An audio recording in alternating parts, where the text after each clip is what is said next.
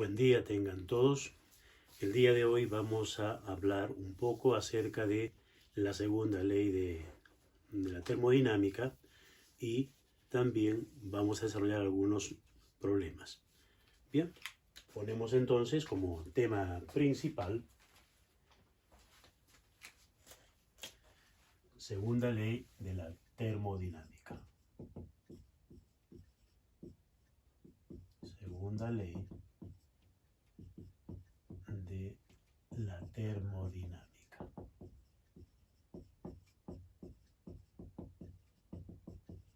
Bien, antes de hablar de la segunda ley, hablaremos de el primer punto, que se trata sobre lo que es, el tema sobre máquinas de calor. Ponemos entonces un asterisco aquí y hablamos sobre máquinas de calor,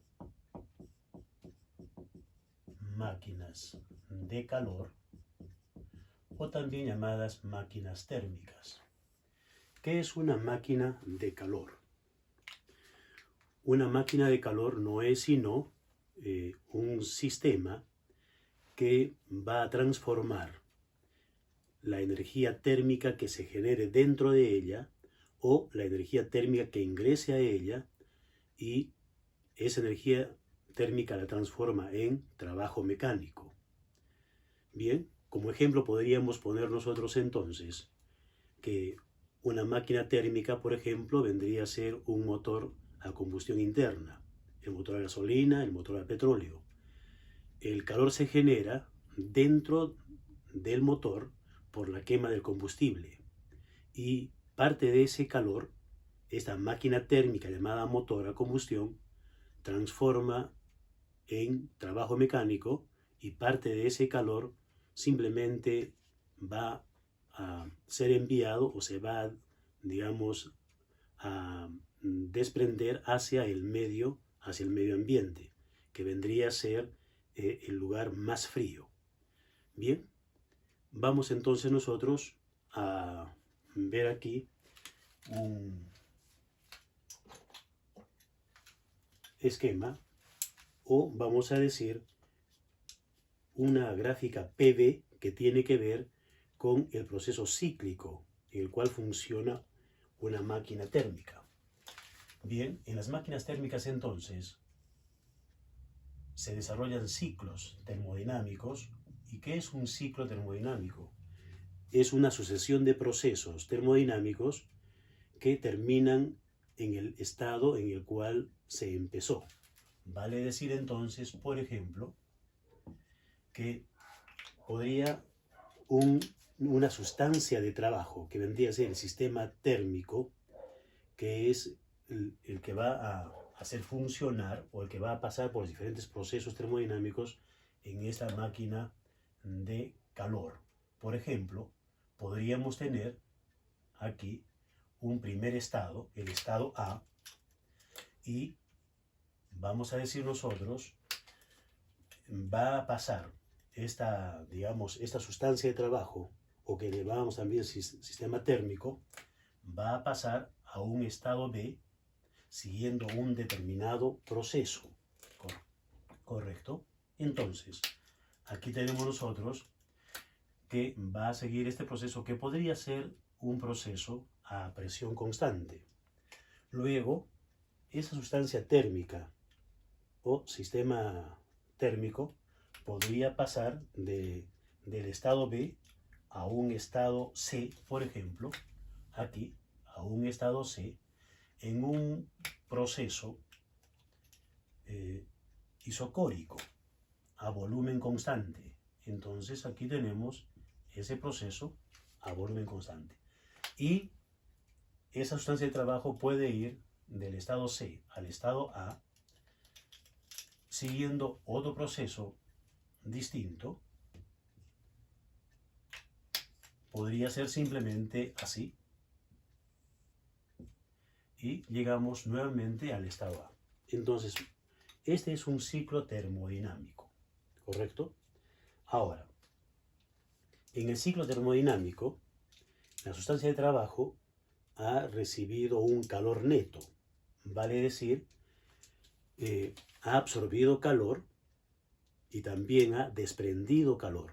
Entonces hay un flujo de calor neto en el proceso cíclico, así como también hay un trabajo neto. Ya hemos dicho en alguna oportunidad de que si el proceso termodinámico se lleva de izquierda a derecha, el trabajo que se desarrolla en ese proceso es positivo. Por lo tanto, el trabajo, por ejemplo, en el proceso de A a B está dado por el área que está aquí abajo, por esta área, y entonces ese trabajo sería positivo. En el proceso BC, que es un proceso isocórico, ahí no se hace trabajo porque no hay cambio en el volumen. Y en el proceso de CA, ese proceso se lleva a cabo de derecha a izquierda, entonces ese trabajo va a ser negativo y es el trabajo que está por debajo del proceso hasta el eje del volumen. Muy bien, lo importante aquí es que entonces el trabajo neto está dado por el área que tiene ese ciclo termodinámico. Eso por un lado. Por otro lado, podemos decir nosotros que en el proceso AB está ingresando calor porque hay expansión, está creciendo el volumen, está aumentando el volumen, entonces aquí hay un ingreso de calor. También en el proceso que se sigue de B a C, que es un proceso isocórico, como está aumentando la presión, aunque no cambie el volumen, también en ese proceso va a haber un ingreso de calor. Y en el proceso de CA, en el cual está disminuyendo el volumen y a la vez disminuye la presión, en ese caso, el sistema termodinámico o sustancia de trabajo va a desprender calor hacia el medio ambiente. Muy bien, y por el convencionalismo de signos que estamos manejando, decimos entonces el calor que ingresa digamos, a esa sustancia de trabajo o sistema termodinámico es positivo y el calor que se desprende de esa sustancia será negativo. Si sumamos estos calores, habrá un calor neto. Muy bien. Entonces, estamos viendo por un lado que hay un trabajo neto y un calor neto. Pero en la primera ley de la termodinámica también tenemos cambio de energía interna. ¿Cómo es ese cambio de energía interna en un proceso cíclico? La sustancia de trabajo empieza en el estado A, pasa por diferentes estados y regresa al estado A. Por lo tanto, en todo el ciclo, la energía interna inicial va a ser igual a la energía interna final del ciclo. Por lo tanto, no hay cambio de energía interna. Entonces, una característica importantísima en los procesos cíclicos es que el cambio de energía interna siempre va a ser cero. Bien, eso es. Pero, ¿eso qué significa? Que la sustancia de trabajo, cuando estuvo al inicio en el estado A y luego regresa al estado A, va a recuperar su energía interna. Pero si nos ponemos a pensar en los motores a combustión, la sustancia de trabajo es la gasolina o es el petróleo o el GLP. Entonces, en estos tres casos, la sustancia de trabajo se quema. Entonces, si en el estado A ingresa una cantidad de gasolina al motor y luego se va a quemar, ¿cómo es que después del ciclo, en el estado A va a volver a ser la misma sustancia de trabajo? Obviamente ya se quemó. Entonces, eso suplimos con el ingreso de una nueva cantidad de gasolina exactamente igual como estuvo en el inicio del ciclo. Entonces lo que hacemos es reemplazar la sustancia de trabajo. En cada ciclo damos una cantidad igual. Por lo tanto, es como si, digamos, la sustancia de trabajo regresase a su estado original. Es decir, la misma sustancia de trabajo regresase a su estado original. Bien, ahora vamos a decir nosotros, vamos a graficar, vamos a hacer un esquema sencillo de lo que podría ser una máquina una máquina térmica. Decimos nosotros aquí, esta vendría a ser la fuente de alta temperatura. Entonces aquí tenemos temperatura caliente, correcto, temperatura caliente, y de esa fuente de temperatura caliente va a salir calor, y parte de ese calor va a ir a dar a la fuente fría. ¿Quién vendría a ser la fuente fría en este caso? El medio ambiente o entorno. Y entonces aquí tendríamos nosotros la fuente que está a baja temperatura, temperatura fría. Temperatura fría. Entonces de la fuente caliente sale calor, vamos a decir calor caliente, ¿correcto? Y parte de ese calor caliente se va hacia la fuente fría y llamaremos calor que se va hacia la fuente fría. Pero parte de ese calor que proviene de la fuente caliente va a transformarse en, se va a transformar en trabajo mecánico. Muy bien, entonces, ¿dónde está la máquina térmica en este esquema? La máquina térmica estaría aquí. Esta sería la máquina térmica. Ese círculo que estoy señalando ahí me representaría la máquina térmica, donde claramente vemos que el calor que proviene de la fuente caliente puede venir desde afuera o puede generarse dentro de la propia máquina, en el caso de los motores a combustión interna, ¿correcto? Y el calor, parte de ese calor se va hacia la fuente fría, que es el medio ambiente, y claro, ese calor se va a través de las paredes del motor, a través de los gases calientes que salen por el tubo de escape de los sistemas vehiculares, y parte de ese calor se va a transformar en trabajo mecánico, que es el movimiento en sí de los vehículos. Bien, ese es un esquema entonces de lo que vendría a ser una máquina térmica. Pero lo más importante de una máquina térmica es estudiar su eficiencia. ¿A qué es igual la eficiencia de una máquina térmica? La eficiencia se define como, vamos a decir, el trabajo que es capaz de desarrollar entre el calor que proviene de la fuente caliente. Esta es una expresión y decimos entonces, expresión 1, ecuación 1, que me da la eficiencia de la máquina térmica. Pero ese trabajo es el trabajo neto. Ese trabajo neto también puede expresarse de la siguiente forma. La eficiencia también se expresa como hemos dicho que el cambio de energía interna vale 0, entonces el trabajo neto va a ser igual al calor neto. ¿Y el calor neto a qué es igual? A la suma del calor proveniente de la fuente caliente más el calor que se va hacia la fuente fría entre el calor de la fuente caliente, proveniente de la fuente caliente. Entonces, esta ecuación 2. Ahora, hay que entender que el calor que se va hacia la fuente fría es negativo porque sale de la máquina térmica. Entonces, en esta suma tenemos nosotros que Q sub C más Q sub F, pero Q sub F es negativo, entonces el numerador va a ser menor que el denominador, por lo tanto, la eficiencia siempre va a ser menor que la unidad.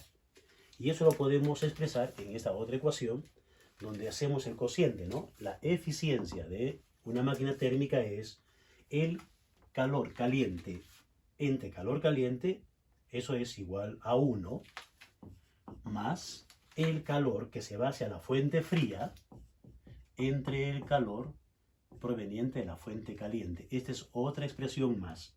Ecuación 3, otra forma de expresar la eficiencia. Y decíamos nosotros que la eficiencia de una máquina térmica es mayor que 0, menor que 1.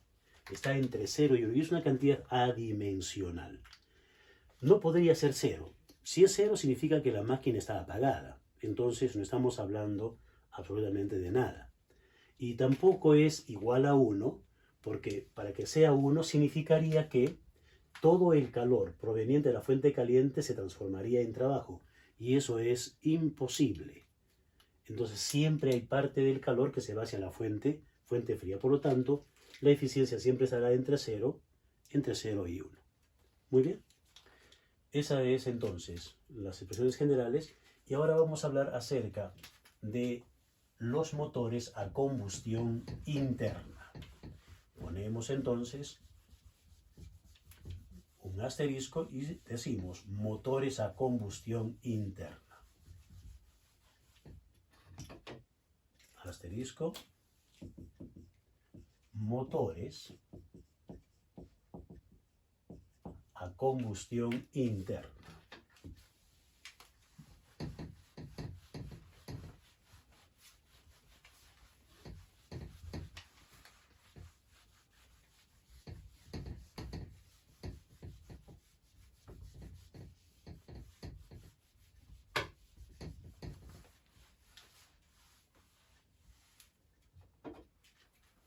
A combustión interna.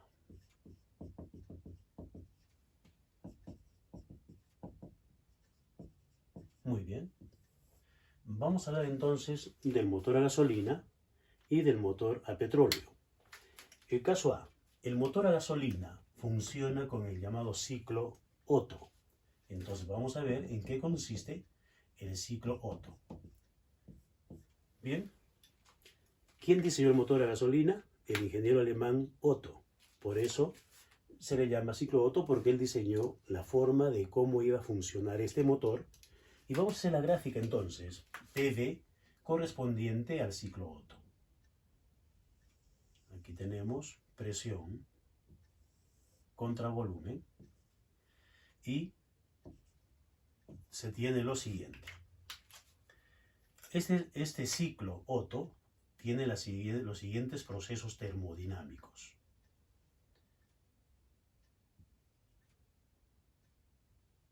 Bien. Hay un proceso termodinámico aquí que es adiabático. Este proceso es adiabático. Aquí tengo un proceso isocórico. Aquí hay otro proceso adiabático. Y aquí otro proceso isocórico. El ciclo empieza aquí, es el estado A, pasa al estado B, al estado C, va al estado D y regresa al estado A. Entonces, la sustancia de trabajo, que es la gasolina, pasa o desarrolla este ciclo, constituido por dos procesos isocóricos y dos procesos adiabáticos. Recuerden que en el proceso adiabático no hay desprendimiento de calor ni absorción de calor. Por lo tanto, en esos dos procesos, Q es igual a 0. Q es igual a 0. Aquí, en este proceso isocórico que va de B a C, ahí más bien, como estamos hablando de un incremento de presión, ahí hay un ingreso de calor. Es el momento en que se produce la combustión de la gasolina. Aquí es donde se produce, en este proceso, se produce la combustión de la gasolina. Entonces es calor proveniente de la fuente caliente. En el proceso DA es un proceso también isocórico, pero está bajando la presión, por lo tanto ahí más bien se va parte del calor hacia la fuente fría. Y entonces aquí tenemos calor que va hacia la fuente fría. Muy bien. Ahora, vamos nosotros a ver lo siguiente. Vamos a analizar estos procesos termodinámicos. Proceso primero, proceso BC. Es un proceso a volumen constante. Y entonces decimos, esta cantidad de calor proveniente de la fuente caliente será igual al número de moles de la gasolina por la capacidad calorífica a volumen constante, y eso por la diferencia de temperaturas en el proceso BC. Temperatura en el estado C menos temperatura en el estado B. Entonces ponemos temperatura en el estado C menos la temperatura en el estado B. Muy bien. En este otro proceso, vamos a decir, isocórico, de D a A, ahí tenemos la cantidad de calor que se va hacia la fuente fría. Eso va a ser igual entonces también a la cantidad de sustancia, que es la misma que la anterior, y también la capacidad calorífica por volumen constante también es el mismo porque corresponde a la gasolina, y la diferencia de temperaturas entre el estado D y A. El estado A es el final, entonces temperatura en el estado A menos la temperatura en el estado D. Bien, ahí tengo ese par de ecuaciones, y luego con ese par de ecuaciones podemos nosotros trabajar lo que es la eficiencia de la máquina térmica. Ya hemos dicho que la eficiencia de una máquina térmica es igual al calor proveniente de la fuente caliente menos, o más, perdón, el calor que se va hacia la fuente fría, que es negativo, entre el calor proveniente de la fuente caliente. Y ahí tenemos esos dos calores y los reemplazamos entonces. Por lo tanto, decimos, la eficiencia del motor a gasolina será la cantidad de sustancia por la capacidad calorífica por volumen constante por la temperatura en el estado C menos la temperatura en el estado B, eso más la cantidad de sustancia, capacidad calorífica volumen constante por la temperatura en el estado A menos la temperatura en el estado D. Todo esto sobre el calor proveniente de la fuente caliente, que es la cantidad de sustancia por la capacidad calorífica volumen constante por la temperatura en el estado C menos la temperatura en el estado B. Como podemos ver, podemos cancelar nosotros la cantidad de sustancia por la capacidad calorífica volumen constante, porque es factor común en el numerador y también lo tenemos en el denominador. Y nos queda para el motor a gasolina que la eficiencia puede estar en función solamente de las temperaturas de los cuatro estados, es decir, la temperatura en el estado C menos la temperatura en el estado B, más por más la temperatura en el estado A, más por menos la temperatura en el estado D, sobre la temperatura en el estado C menos la temperatura en el estado B. Esta es una de las expresiones. Ecuación, entonces vamos a decir aquí, bueno, aquí pongámosle ecuación A, porque estamos enumerando de otra forma las ecuaciones B, y a esta le llamaremos entonces ecuación 4. ¿Ok? Bien. Pero hay otra expresión mucho más sencilla para la eficiencia de una máquina, digamos, en ciclo Otto. Entonces, ¿de dónde vamos a sacarla? De los procesos adiabáticos. En el proceso adiabático, recuerden que se tiene una expresión importante. En procesos adiabáticos es válido lo siguiente, que la temperatura en un estado por el volumen en ese estado a la gamma menos 1 es igual a la temperatura en otro estado por el volumen que se tiene en ese otro estado a la gamma menos 1. Esta es una expresión típica para los procesos adiabáticos de gases ideales. Entonces vamos a aprovechar esta expresión, que la hemos visto cuando se ha analizado la primera ley de la termodinámica. Ecuación esta, vamos a llamarle 5, y vamos a ver cuáles son los volúmenes entonces. Vamos a decir que el volumen en los estados B y C va a ser el volumen B, y en los estados A y D el volumen va a ser R veces B. ¿Donde qué es R? R es la razón de compresión, que tiene que ver con la compresión en el motor a gasolina, ¿correcto? Entonces, esta razón de compresión en los motores a gasolina tiene valores entre 8 y 10. Los mejores motores, los más eficientes, tendrán un R igual a 10. Y los menos eficientes, un R igual a 8. Ya vamos a ver eso al final cuando desarrollemos esta expresión. Bien, entonces vamos a aplicarnos la ecuación 5 con estos volúmenes y a los procesos adiabáticos. Entonces decimos aquí, la temperatura en el estado A Y aplicando esto, la temperatura en el estado A por el volumen en el estado A, pero el volumen en el estado A es RB. Pongamos RB de una vez. RB, todo esto está elevado a la gamma menos 1. Esto es igual a la temperatura en el estado 2, que vendría a ser el estado B. La temperatura en el estado B por el volumen elevado a la gamma menos 1. Bien, si vemos bien esta expresión matemática, diríamos, acá tengo volumen a la gamma menos 1 y aquí también eso se va a cancelar. Se cancela el volumen a la gamma menos 1 y aquí también. Pero me va a quedar R a la gamma menos 1, es decir, la razón de compresión. La temperatura en el estado A por R a la gamma menos 1 va a ser igual a la temperatura en el estado B. Esta ecuación le voy a llamar ecuación C. Muy bien.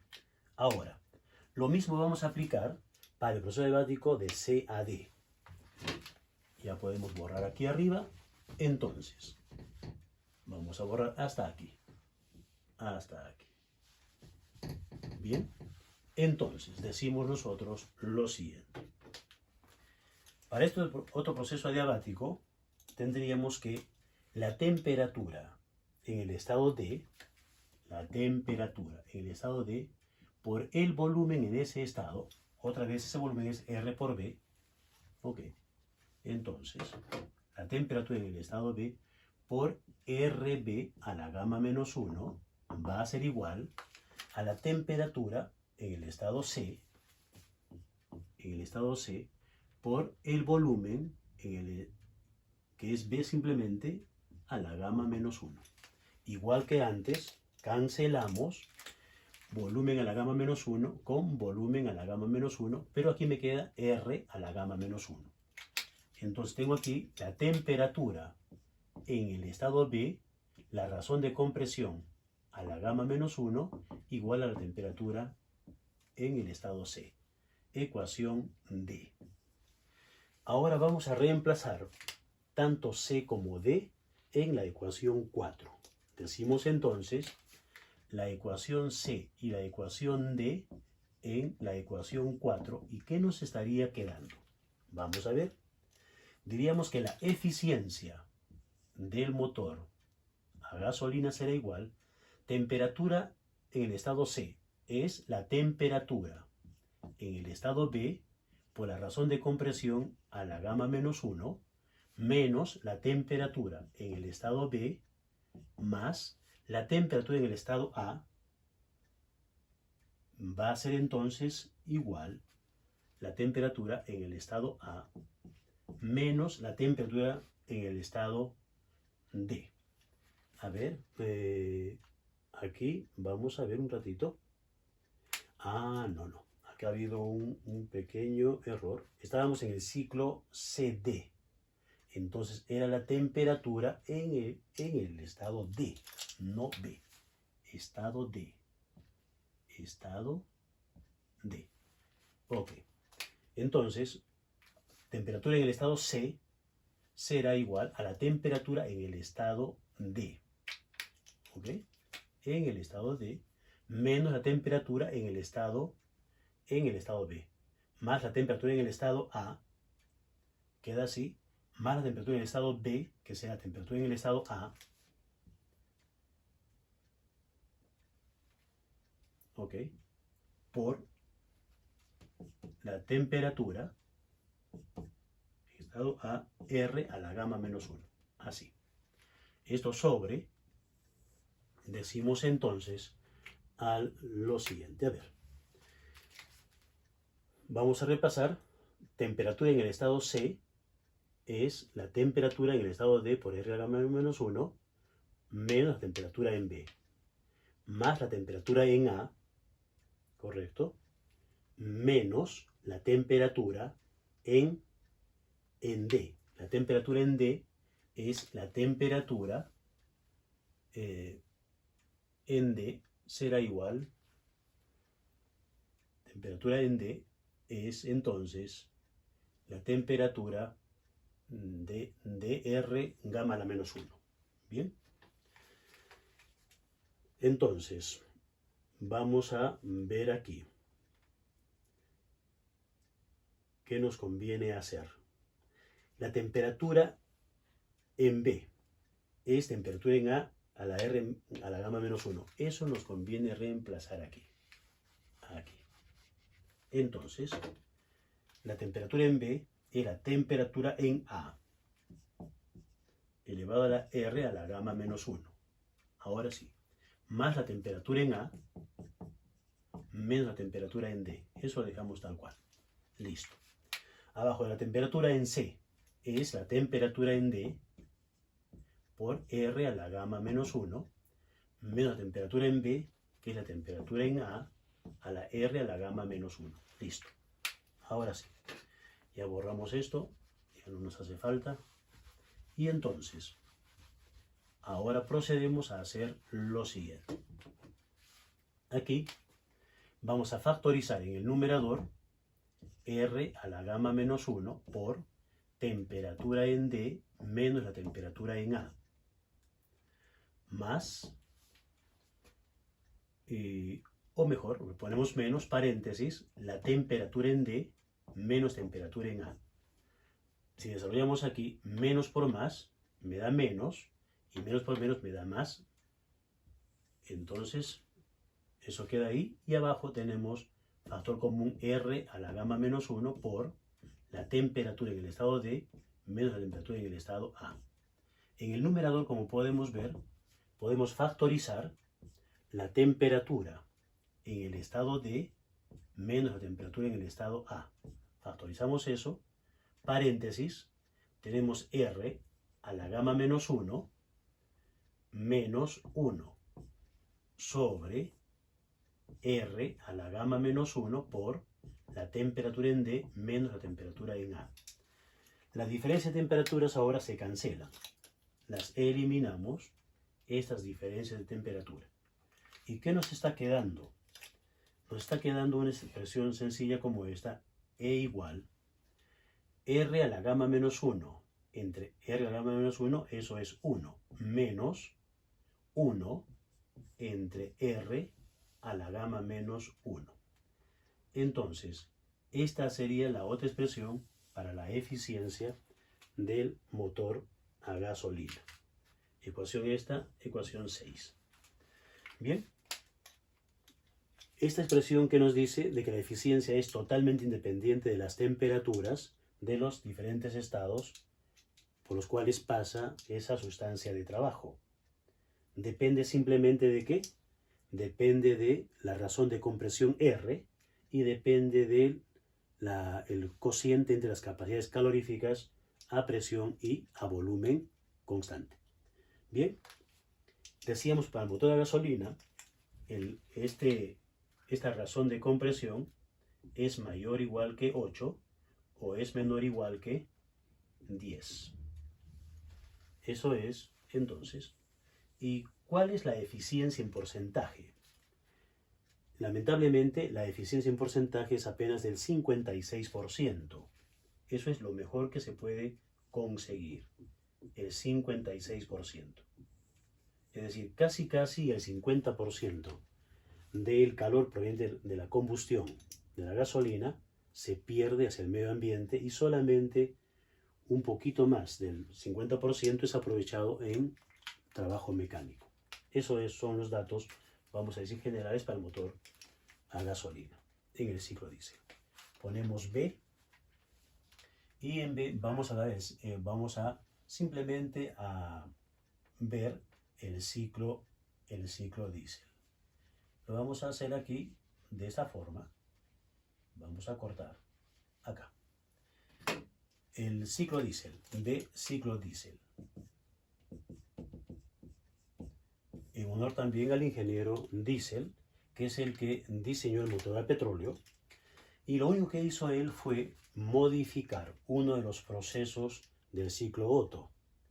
Entonces mantuvo dos procesos adiabáticos, este proceso isocórico, pero aquí, en vez de tener un proceso también isocórico, desarrolló o diseñó el proceso isobárico. Y entonces aquí cortó. Ahí está. Por lo tanto, acá tenemos nosotros estado A, estado B, estado C y el estado D. Obviamente aquí, en estos dos procesos que son adiabáticos, Q vale 0. Y en este proceso isobárico de B a C hay ingreso de calor desde la fuente caliente. Ingreso de calor desde la fuente caliente. Muy bien, y aquí como siempre, un desprendimiento de calor hacia el medio ambiente. Y el trabajo obviamente es el área que está dentro de este ciclo. Bien, en este caso, para los motores a petróleo que siguen el ciclo diésel, se tiene que la razón de compresión va entre 15 y 20. Es prácticamente el doble de la razón de compresión de los motores a gasolina. Entonces, la razón de compresión mayor que 15, mayor o igual a 15, menor o igual a 20. Entonces, los motores a petróleo más eficientes tendrán una razón de compresión de 20 y los menos eficientes de 15. Muy bien. ¿Y cuál es la eficiencia en todo caso de estos motores diésel? Que si tienen una mayor razón de compresión deben ser más eficientes y efectivamente así lo son. Pero no son tanto. Si la razón de compresión es casi el doble, uno estaría pensando de que la eficiencia va a ser algo así del doble. No, es un poquito más. 65%, los mejores motores a petróleo. Entonces, se aumenta en un 9% la eficiencia, nada más, en relación a los motores a gasolina. Bien, ahora, encontrar la expresión para la eficiencia del motor diésel, simplemente se sigue el mismo desarrollo que hemos hecho en el proceso para el caso del ciclo Otto, solo que aquí, en este proceso isobárico, en vez de poner la capacidad calorífica a volumen constante, se pone la capacidad calorífica a presión constante. Y luego todo el desarrollo matemático es similar al que hemos visto en el ciclo Otto. Bien, eso lo dejamos para que ustedes, los interesados, lo desarrollen a modo de ensayo. ¿Ok? Y vamos a hablar ahora de la segunda ley de la termodinámica. Segunda ley de la termodinámica.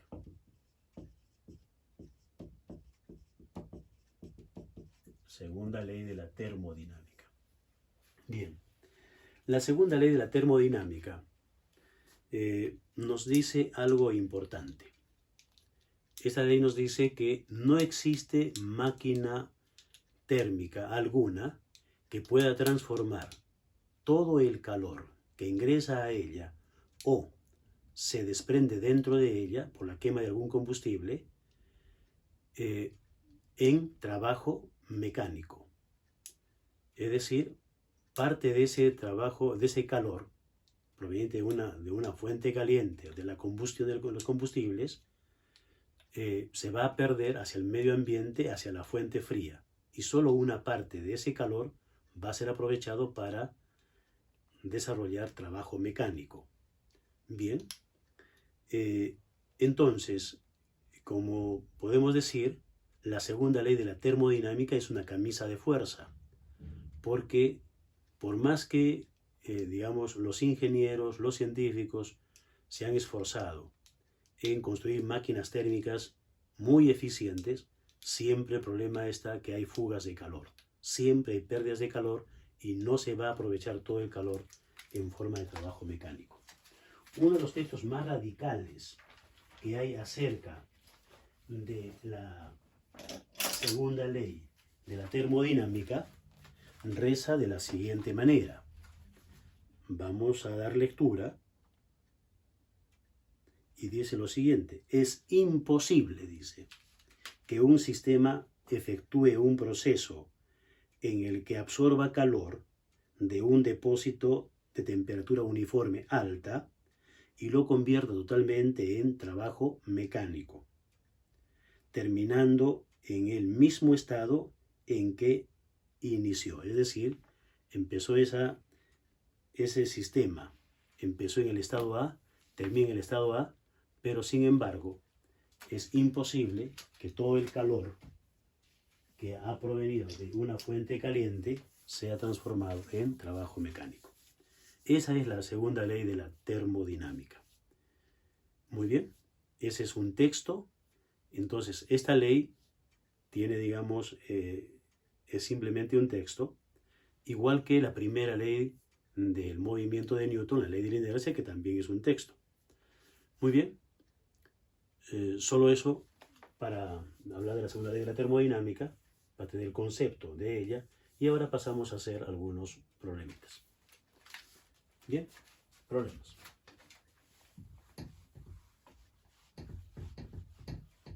Problemas.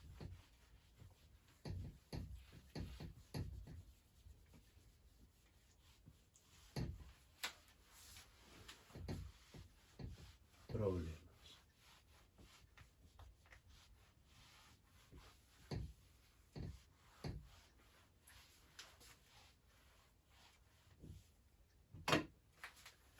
Ponemos entonces problemas.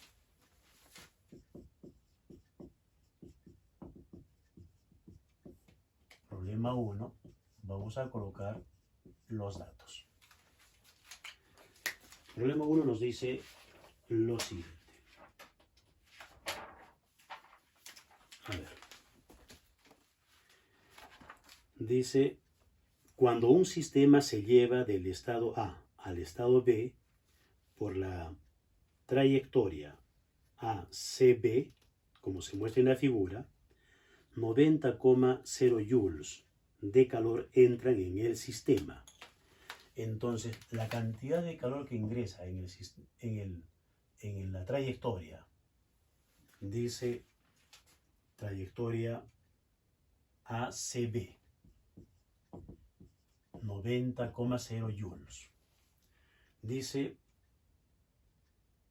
y este efectúa 60,0 joules de trabajo. El trabajo en esa trayectoria ACB es de 60,0 joules. Primera pregunta. Pregunta A.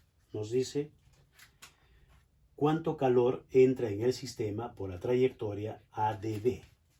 ¿Cuánto calor ingresa al sistema en la trayectoria ADB? Si el trabajo efectuado por el sistema es de 15,0 joules, si el trabajo ADB es de 15,0 joules. Muy bien, pregunta B. Pregunta B. Cuando el sistema regresa de B a A, cuando el sistema va de B a A, siguiendo trayectoria curva, el valor absoluto del trabajo, desde B hasta A, dice de 35,0 joules. 35,0 joules. Muy bien. Luego dice, ¿el sistema absorbe o desprende calor? Entonces, Q es positivo o es negativo. Si absorbe será positivo, si desprende será negativo. Pregunta C. Pondremos por aquí. La pregunta C nos dice lo siguiente. Si la energía interna en el estado A vale 0 y la energía interna en el estado D es de 8,0 joules, ¿cuánto calor se absorbe en los procesos AD y en el proceso DB? Bien, ese es el texto. Y ahora vamos a poner el diagrama PV que nos menciona el problema. El diagrama es el siguiente. Tenemos nosotros aquí nuestro diagrama PV. PV origen. Y entonces tenemos el siguiente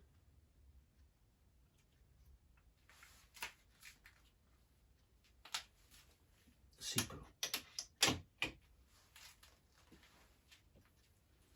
el ciclo es así.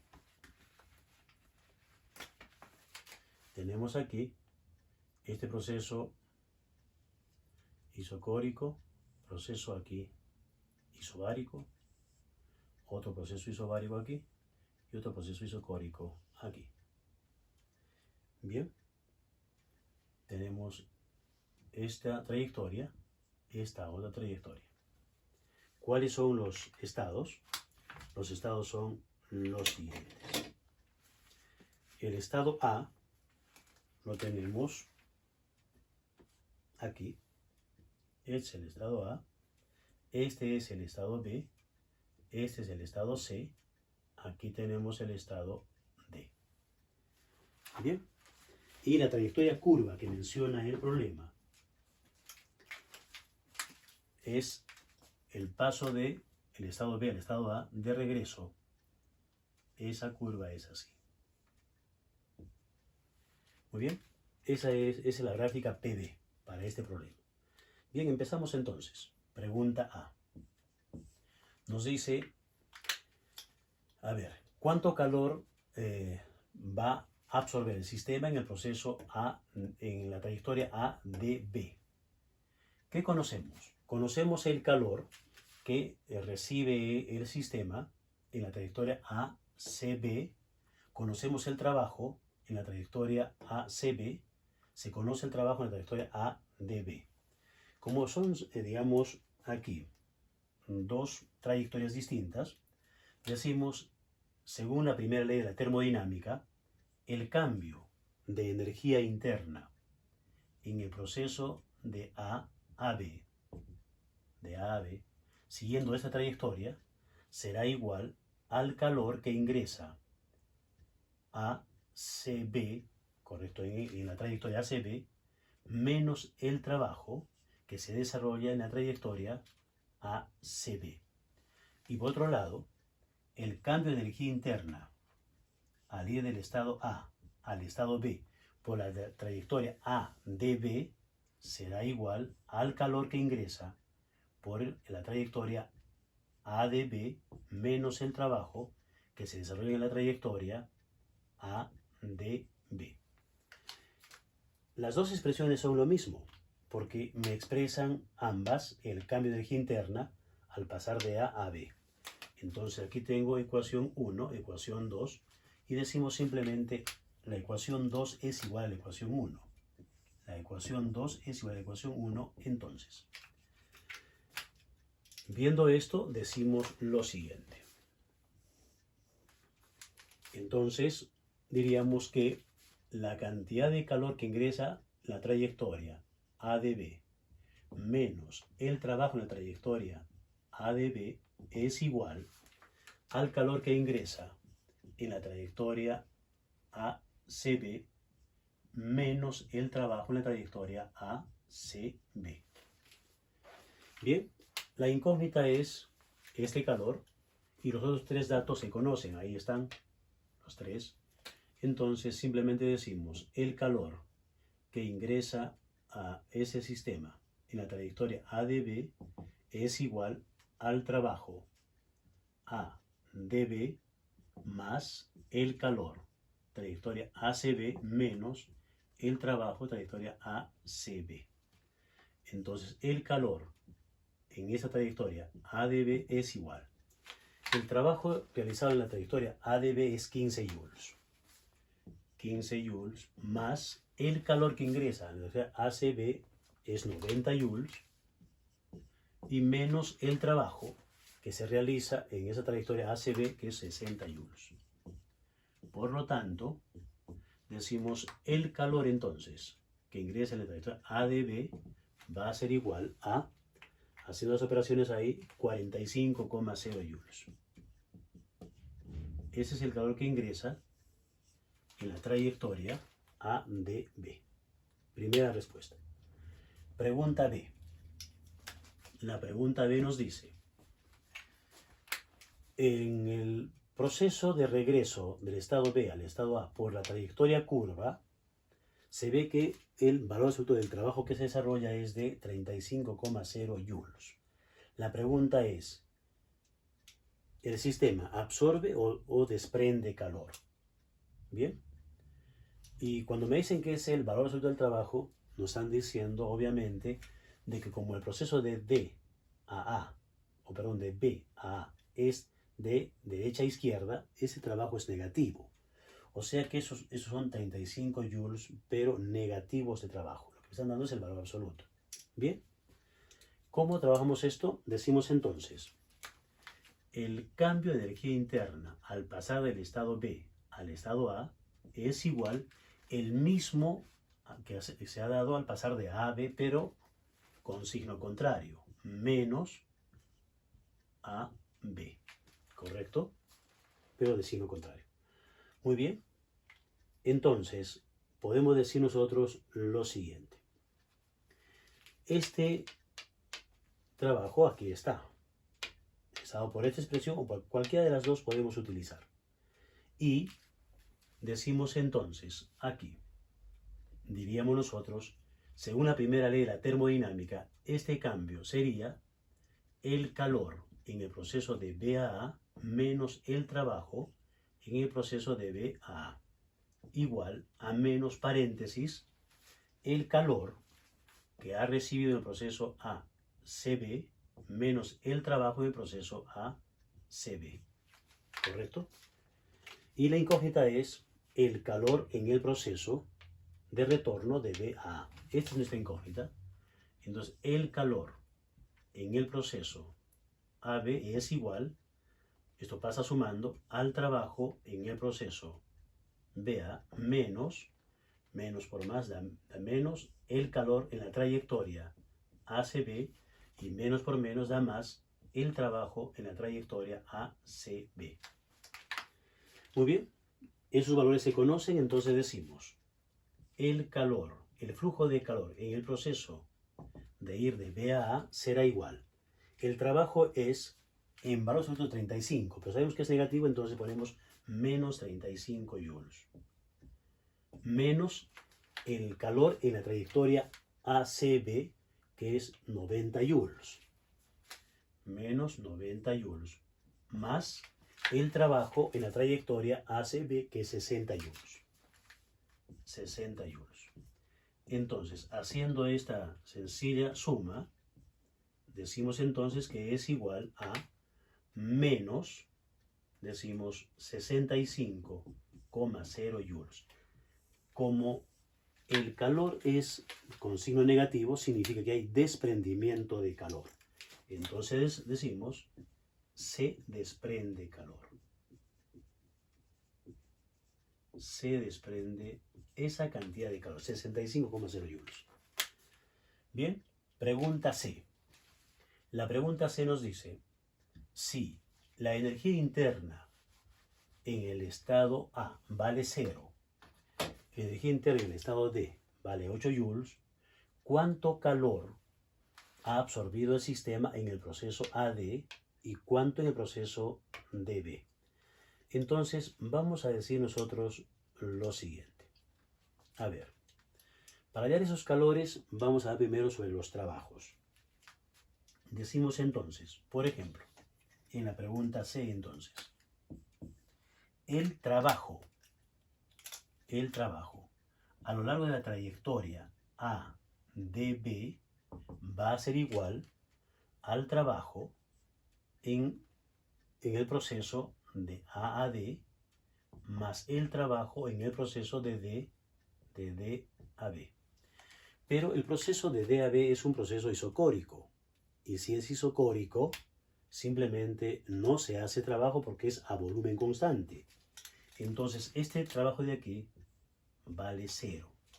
Por lo tanto, el trabajo en el proceso isobárico de ir de A a D es igual a 60,0 joules. Perdón, a 15 joules. ADB, igual a 15,0 joules. ¿Listo? Bien. Pero entonces ahora podemos aplicar la primera ley de la termodinámica para el proceso AD. ¿Qué me dice esta primera ley? Lo hacemos aquí arriba. Entonces, la primera ley de la termodinámica aplicada al proceso AD será lo siguiente. Diríamos entonces, el cambio de energía interna en el proceso de A a D es igual al calor que absorba el sistema en el proceso AD menos el trabajo desarrollado en el proceso AD. Muy bien. El cambio de energía interna es la energía interna en el estado D menos la energía interna en el estado A. Y esto es igual al calor en el proceso AD menos el trabajo en el proceso AD. La incógnita es entonces el calor que absorbe el sistema en el proceso AD. Eso será igual a la energía interna de D menos la energía interna en el estado A más el trabajo en el proceso AD. La energía interna en el estado A me han dicho que vale 0, entonces esto es 0. Y simplemente decimos el calor que ingresa al sistema en el proceso isobárico AD es igual. Energía interna en el estado D es 8 joules. Y a eso le sumamos el trabajo en el proceso AD, que es 15 joules. Da como resultado entonces que el calor que ingresa al sistema en el proceso AD es de 23,0 joules. Eso es el calor. Pero ahora decimos lo siguiente. El calor en todo el proceso, en toda la trayectoria ADB. Entonces, luego decimos la cantidad de calor que absorbe el sistema en toda la trayectoria ADB es el calor que recibe en el proceso AD más el calor que recibe en el proceso DB. Entonces, el calor que recibe el proceso DB, que es lo que nos falta conocer, será igual al calor que recibe en el proceso ADB menos el calor que ingresó en el proceso AD. El calor del proceso DB entonces es igual a. Este calor hemos calculado en la pregunta A y nos ha salido entonces que era 45 joules menos 23 joules. Entonces, el calor que absorbe el sistema en el proceso DB es de 22,0 joules. Respuesta. Bien, y hemos acabado entonces con este primer problema. Bien, pasamos a ver un segundo problema. Problema número 2. Problema 2. El texto nos dice lo siguiente. Problema 2. Dice entonces, 2 moles de nitrógeno gaseoso, 2 moles, cantidad de sustancia, 2 moles de nitrógeno gaseoso, N2. Muy bien. Participan en el ciclo ABCD. En el ciclo ABCD, en ese ciclo. ¿Ok? Dice luego, la presión del gas en cada estado es. La presión en el estado A es igual a la presión en el estado D.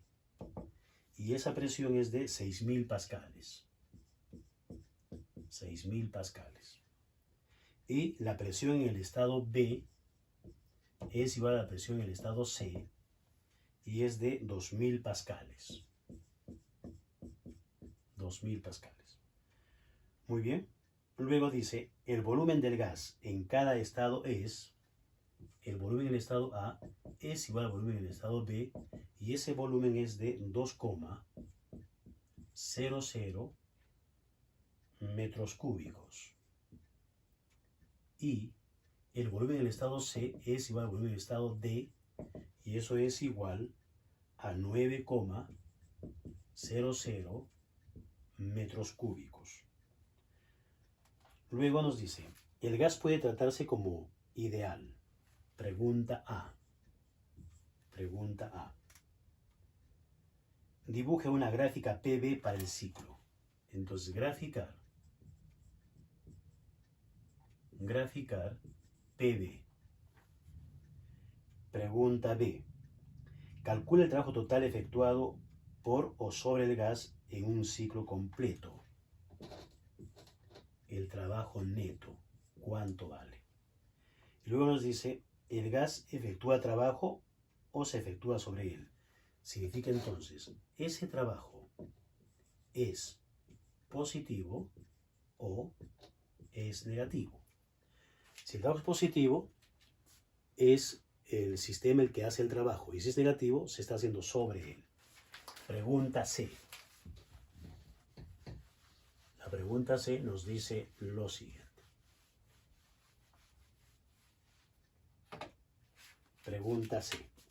Calcula el calor neto absorbido o desprendido por el gas en un ciclo.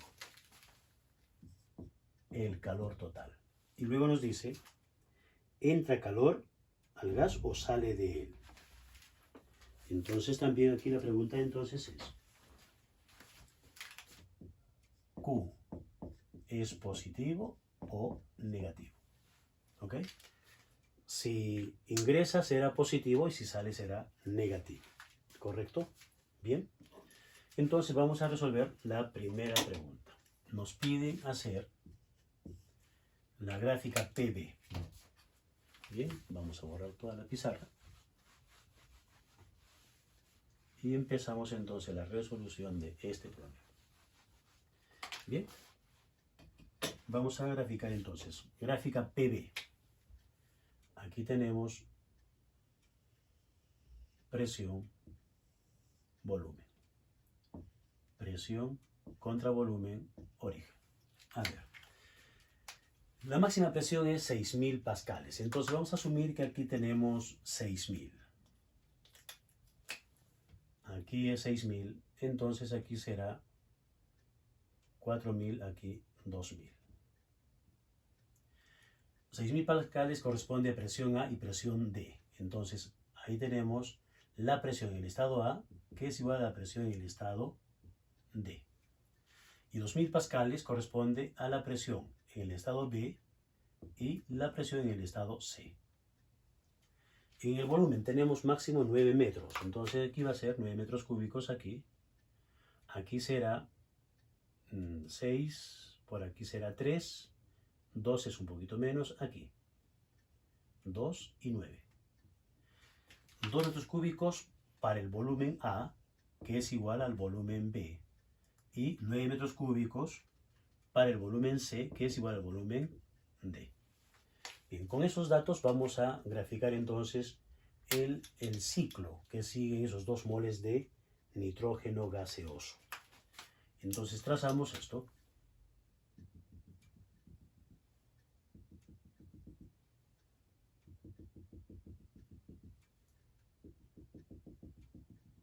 Bien, y ahí empezamos entonces a cerrar el ciclo.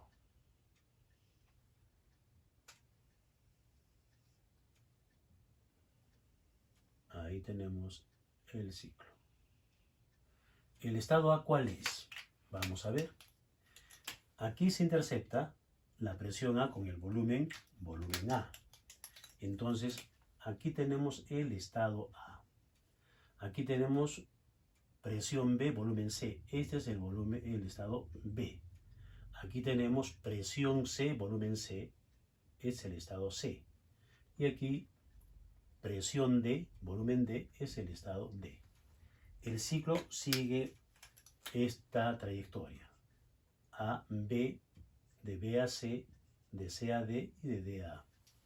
Son 2 procesos isobáricos y 2 procesos isocóricos. Bien, pregunta A resuelta. Vamos a la pregunta B. La pregunta B nos dice, ¿cuánto trabajo neto se desarrolla aquí? Obviamente el trabajo neto en un ciclo es la suma de los trabajos en cada proceso. Trabajo neto será igual entonces al trabajo que se hace en el proceso isocórico AB más el trabajo en el proceso isobárico BC más el trabajo en el proceso isocórico CD más el trabajo en el proceso isobárico DA. ¿Listo? Pero en los procesos isocóricos el trabajo es nulo. Entonces el trabajo en el proceso AB vale 0 y en el CD también vale 0 porque son procesos a volumen constante. Bien. Ahora decimos los trabajos a presión constante. Los trabajos a presión constante es igual a la presión por la diferencia de volumen. Entonces, la presión en el proceso BC, puedo decir que es la presión B, que vale 2000 pascales, y diferencia de volúmenes, volumen en el estado C menos el volumen en el estado B. Esto más el trabajo del proceso DA, que puedo decir entonces ahí la presión constante es A, por ejemplo, por diferencia de volúmenes.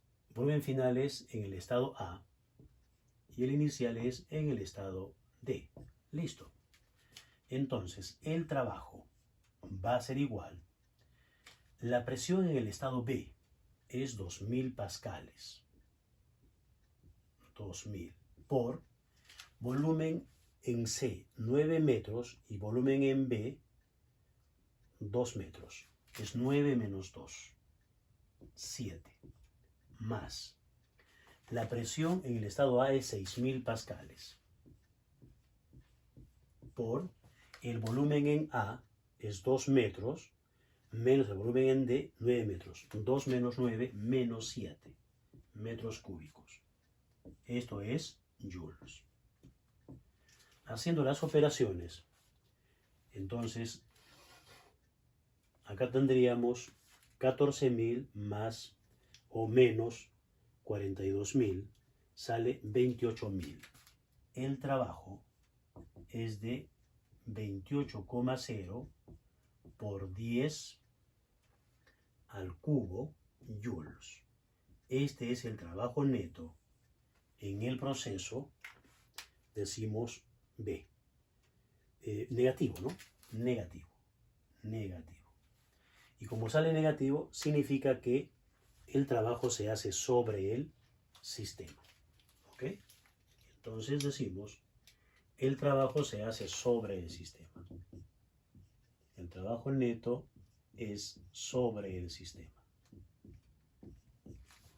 O sobre el gas, en este caso, ¿no? El gas nitrógeno. Muy bien. Pregunta C. Pregunta C. ¿Y cuánto calor? Entonces, aplicamos simplemente la primera ley de la termodinámica y decimos el cambio de energía interna en todo el ciclo es igual al trabajo neto, perdón, al calor neto menos el trabajo neto. Calor neto menos el trabajo neto. Pero en un ciclo hemos dicho que el cambio de energía interna siempre va a ser 0. Siempre es 0 el cambio de energía interna. Por lo tanto, de aquí sale que el flujo de calor neto es igual al trabajo neto. Vale decir menos 28,0 por 10 al cubo joules. También resulta siendo negativo el calor, por lo tanto decimos el gas desprende calor. El nitrógeno desprende calor. Listo. Eso es. Bien, y hacemos un último problema. Problema 3. Problema 3. El problema 3 nos dice lo siguiente. A ver, el texto es: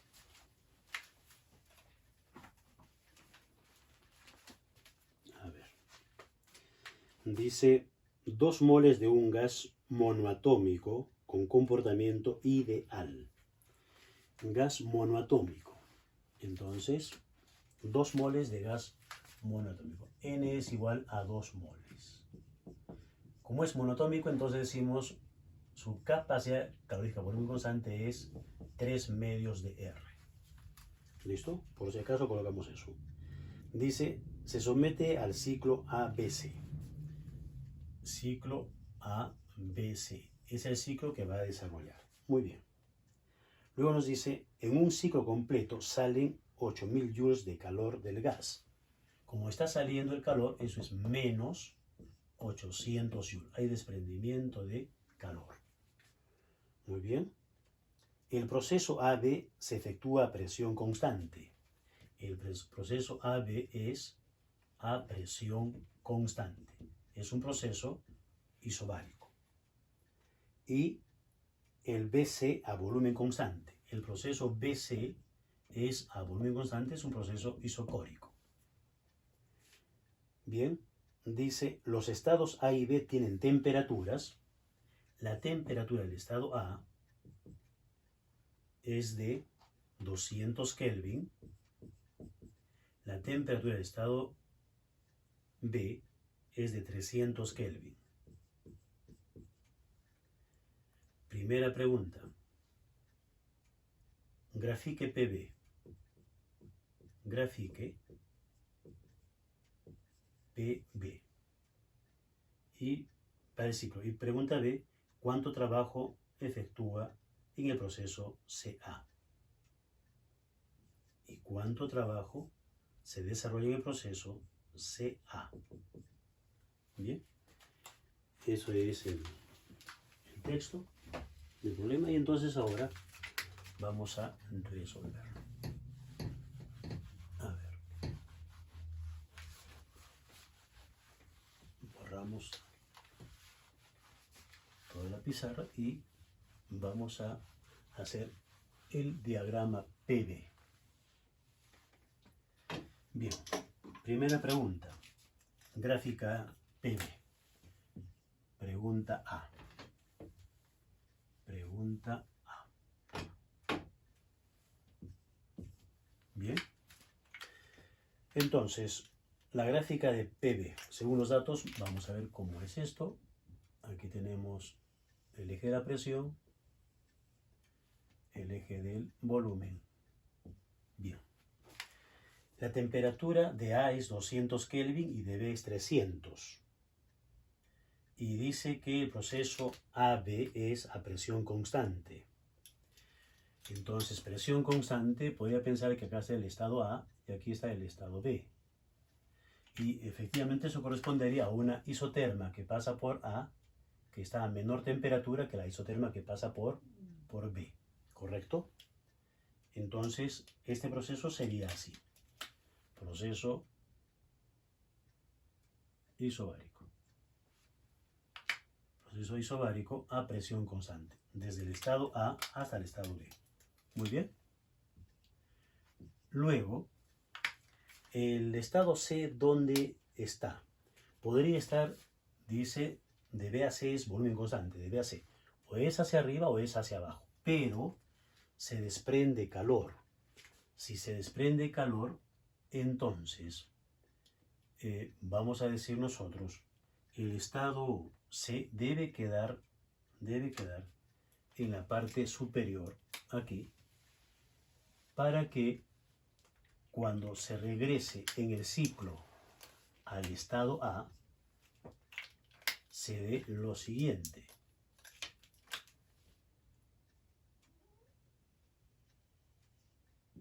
Un trabajo neto que sea negativo, que va a corresponder a un desprendimiento de calor. El trabajo positivo solamente corresponde a esta área y el trabajo negativo corresponde a toda esta mayor área. Entonces el trabajo neto va a ser negativo y por lo tanto va a corresponder también a un desprendimiento de calor. Entonces ese es el ciclo. Esa es la pregunta A. Pregunta B. La pregunta B es, ¿cuánto trabajo se hace en el proceso CA? De CA. Entonces sabemos nosotros que el trabajo neto es igual al trabajo en el proceso AB más el trabajo en el proceso BC más el trabajo en el proceso CA. El proceso BC es a volumen constante, ahí no hay trabajo. Esto vale 0. Bien, y el proceso AB es a presión constante, entonces aquí decimos el trabajo neto va a ser igual a, este trabajo de aquí será igual, vamos a hacerlo por separado, vamos a poner aquí ecuación 1 y vamos a hacer por separado entonces. El trabajo AB va a ser igual a presión constante, presión, digamos A, correcto, en el estado A, por el cambio de volumen, volumen en el estado B menos volumen en el estado A, cambio de volumen entre A y B. Bien, pero no conocemos las presiones, lo que tengo es la cantidad de moles y bueno, entonces, y las temperaturas en A y B. Entonces vamos a decir lo siguiente. Ecuación 2. De la ecuación de estado del gas ideal tenemos la presión por el volumen es igual a nRT. La presión es constante, pero hay un cambio en el volumen entre el estado A y el estado B. Y la presión es la presión constante en el estado A. Igual a NR, que es constante, y entonces si hay un cambio en el volumen, habrá un cambio en la temperatura en el proceso de A a B. Entonces, aquí tenemos esta expresión 3. Y podemos reemplazar, entonces, presión en A, cambio de volumen entre A y B es NR delta TB, eso se conoce. Entonces decimos 3 en 2. 3 en 2 tendríamos que la presión, entonces, o el trabajo en el proceso AB va a ser igual a NR delta de temperaturas AB. Listo. Esto sí se va a conocer, ecuación 4. Entonces ya conocemos este trabajo. Ahora, por la ecuación que se tiene decimos, de la primera ley de la termodinámica, que me dice que el cambio de energía interna en todo el ciclo es igual al calor neto menos el trabajo neto. Y según la primera ley, en un ciclo termodinámico no hay cambio de energía interna. Delta U vale 0. Entonces aquí decimos que el trabajo neto va a ser igual al calor neto. Y el calor neto se conoce, es menos 800 joules. Por lo tanto, ya tengo aquí la ecuación 5 y vamos a reemplazar entonces 4 y 5 en 1. La ecuación 4 y la ecuación 5 la reemplazamos en la ecuación 1, entonces. El trabajo neto es Q neto, entonces simplemente ponemos Q es igual al trabajo en el proceso AB, que es NR, y la diferencia de temperaturas, correcto, que es la temperatura entre A y B, más el trabajo en el proceso CA, que es la incógnita, más el trabajo en el proceso CA. Entonces simplemente despejamos. El trabajo en el proceso CA es igual a Q menos NR, diferencia de temperaturas. La temperatura en el estado B menos la temperatura en el estado A. Temperatura final menos temperatura inicial. Reemplazando valores tendríamos lo siguiente. El trabajo en el proceso CA será igual al calor neto, que es menos 800 joules. Menos 800 joules. Y eso menos 2 moles por R, que vale 8314 joules por mol Kelvin, y por la diferentes temperaturas, temperatura en B menos en A. 300 menos 200, 100 Kelvin. 100 es la diferencia y esto está en joules. Entonces, el trabajo en el proceso ir de C a A será igual a menos. Entonces desarrollamos ese producto y el resultado es el siguiente. Menos 2463. Menos 2463 joules. Trabajo negativo. Bien. Entonces aquí hemos terminado nuestro tercer problema y estamos terminando también con la sesión del día de hoy. Bien. Buen día.